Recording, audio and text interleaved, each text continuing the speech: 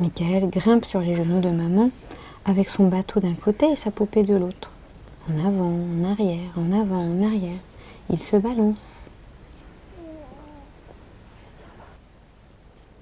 Il n'y a plus de place, dit Michael. Ok, défi. Un défi. Oh, c'est un nuage. Ouf. Ah oui. Mais je fais belle. Alors, tapoter, c'est des petites tapes. Tapotez votre oreille.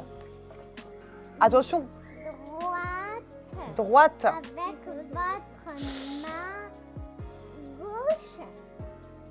Pourquoi nous avons lancé l'accompagnement vers la lecture? Parce qu'en fait, on travaille sur les parcours éducatifs. Avant d'arriver en CP, en fait, il y avait des enfants qui étaient déjà extrêmement éloignés du livre, qui avaient des problématiques de langage, de rapport au livre, et qu'on savait très bien que ces enfants-là allaient avoir plus de difficultés en fait dans l'apprentissage de la lecture et de l'écriture. L'accompagnement se passe au domicile des parents, c'est très important pour nous parce que ça permet à l'étudiant de rencontrer la famille, la connaître, tisser un lien de confiance et amener quelque part le livre à la maison. Mais il y a aussi l'autre mouvement, l'étudiant avec les parents les emmène à la bibliothèque, font leur carte de bibliothèque et on leur donne envie de devenir des lecteurs. Ce projet est réussi s'il arrive à s'inscrire dans la longueur, s'il n'est pas une simple vitrine, si on arrive à évaluer les progrès de certains, si l'habitude d'avoir quelque chose à lire sur soi est ancrée, si au lieu de sortir son portable, on sort son livre pendant le trajet en bus, si du côté des adultes, on apprécie aussi ce moment, cela va se voir. Dans la réussite du projet, le mimétisme a une importance certaine.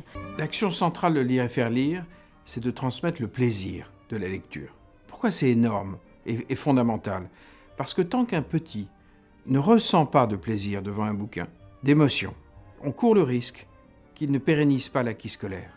On transmet à la fois le plaisir de la lecture et puis beaucoup de tendresse entre les anciens et les petits.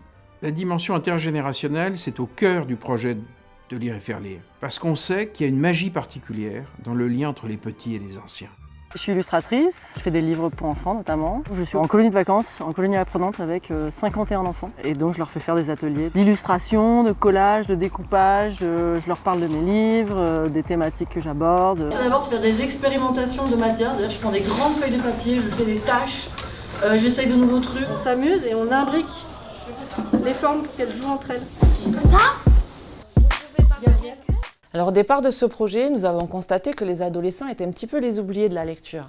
En effet, des manifestations littéraires existaient déjà sur le territoire pour 2 autres tranches d'âge, mais pas pour les adolescents. On a lu, on a étudié beaucoup de textes en rapport avec la ville, on a vu plusieurs extraits de films et on s'est aussi inspiré chacun de nos lectures personnelles. On commence à écrire l'histoire, à choisir les personnages qu'on peut faire, le personnage principal. La meilleure façon du coup de les impliquer dans l'écriture, c'est de faire confiance aux ados, c'est de les amener à écrire sur des thèmes qui les touchent, parce que c'est ça qui va les inspirer, c'est ça qui va les débloquer en fait.